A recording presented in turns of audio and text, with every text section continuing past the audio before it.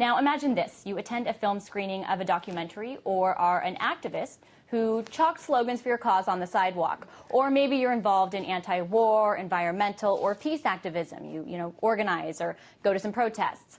And then you find yourself being spied on by the FBI, or facing terrorism charges for your chalk drawings, or having your house ransacked by the feds, all part of their counterterrorism efforts. Well, that's exactly what some activists in the U.S. allege is going on. Earlier, I spoke to one of them, Carlos Montes. He is a longtime Chicano activist. He's also co-founder of the Brown Berets. The FBI raided his home, taking his computer and historical documents in May this month, and he's also a member of the Committee to Stop FBI Repression. Here's part of our conversation. No, there's definitely a rise of this repression by the Homeland Security, using the FBI, using the federal grand jury, not only against peace activists that denounced the U.S. war in Afghanistan and Iraq, but also against the Palestinian, Arab, American, Muslim community here in the United States. They've been suffering this repression for many years. And now the federal grand jury is being used to extend it to activists who stand in solidarity with the people in the Middle East, people in Colombia who fight for freedom and peace.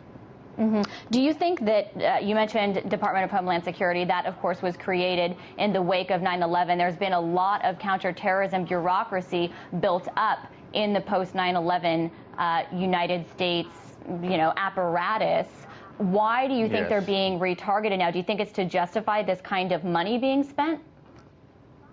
It's to justify this kind of money being spent, but also to attack us as being outspoken against U.S. policy of intervention and the U.S. policy of condemning people's movements throughout the world. The protest movements are directly exposing and challenging the lies that the U.S. government puts out.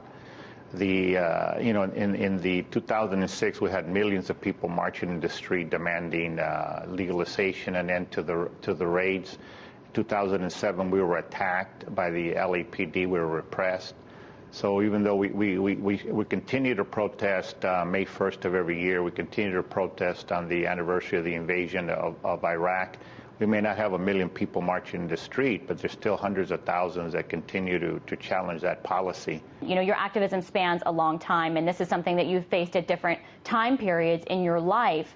But I'm curious if you see any difference where just very, very kind of obviously peaceful activists like environmental activists, animal rights activists, people that attend a documentary or that use sidewalk chalk on the street in order to write their slogans are now being targeted. If we're seeing a new low of what you call quashing dissent.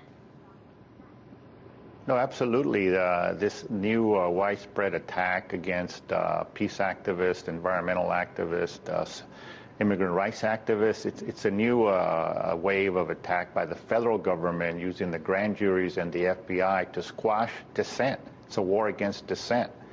And whether it's someone speaking out at a speech by a government official, or someone demonstrating at a anti-war rally or an immigrant rights rally, the immigrant rights movement has been repressed, has been attacked physically.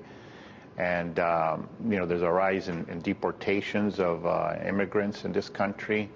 So this is definitely an increased attack against people who are challenging U.S. policy and speaking out and exercising our right of freedom of speech and the right to protest. The FBI is trying to stop our movement, but we're not letting them.